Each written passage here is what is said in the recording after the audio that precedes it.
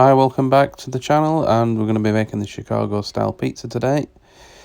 So first off, what we need is a round bowl, and we're going to put some garlic butter around that. That's mainly to just stop the pizza dough sticking when we take it out. So we've got 130 grams of pizza dough. So this is some frozen leftover dough that I had. So what I'm doing here is I'm just making sure that I've got enough. So I'm just rolling it out with my hands like I would do with a regular pizza. But that's just to make sure that I've got enough dough to cover the bottom of the bowl and to go up the sides. So as you can see, I'm just working it around there. I'm just tipping the bowl upside down. So yep, we've got enough. So that's good news. So take that off the work surface. And then I'm going to place that now in the bowl itself. So you got to get all the air out, so you got to be really kind of forceful with this, pushing it right into the corners, working from the middle out to the edges, and that'll just make sure that all the air's out and that you've got enough to form kind of like the deep dish bread bowl that a Chicago style pizza would go in. So just working it round now. There we go. Just coming towards the end of doing that. So there we go. Really pressing all that air out. And there we go. So what we need to do next is we need to cover that and let it rest for a couple of hours. I think I'll let this rest for 3 hours. So just cover it over with a towel. So excuse the mess, this is the last pizza of the day, so I'll be making other pizzas. You'll see the video on another edition.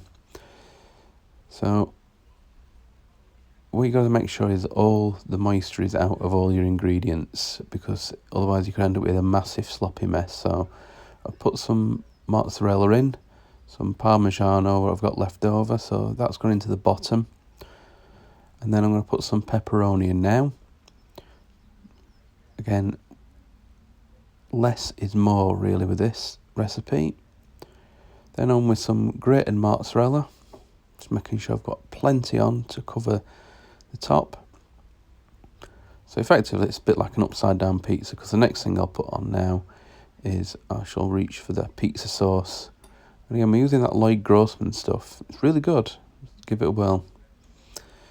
So on with the pizza sauce, and just making sure you've got enough sauce to cover the top of your Chicago style pizza. So I think with the Rockbox pizza oven, you can probably cook 2 in the box at one time. I've just gone for the one this time. So pop it in, just make sure the flame's off. On the picture there you'll see the flames on, but later on there I've switched it off. So 20 to 25 minutes, push it right to the back, and then just leave it to do its thing. It will bake from the residual heat of the Rockbox. So it's just a case now, just waiting. And as always, it's raining. So after 25 minutes, take it out. Be really careful, that dish is really hot. You want to make sure you got a pan stand or something to put it on when you take it into the house. So let it rest for 5 to 10 minutes.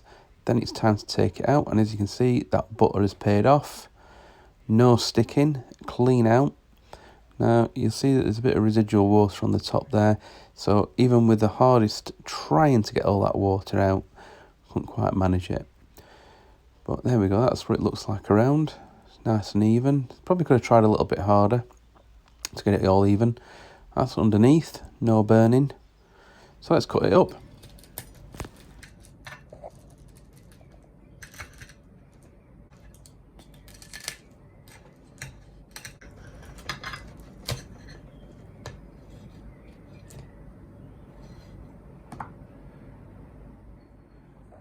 There we go.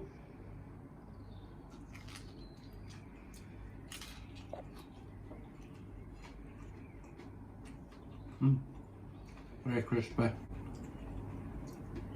Crispy on the outside, soft in the middle.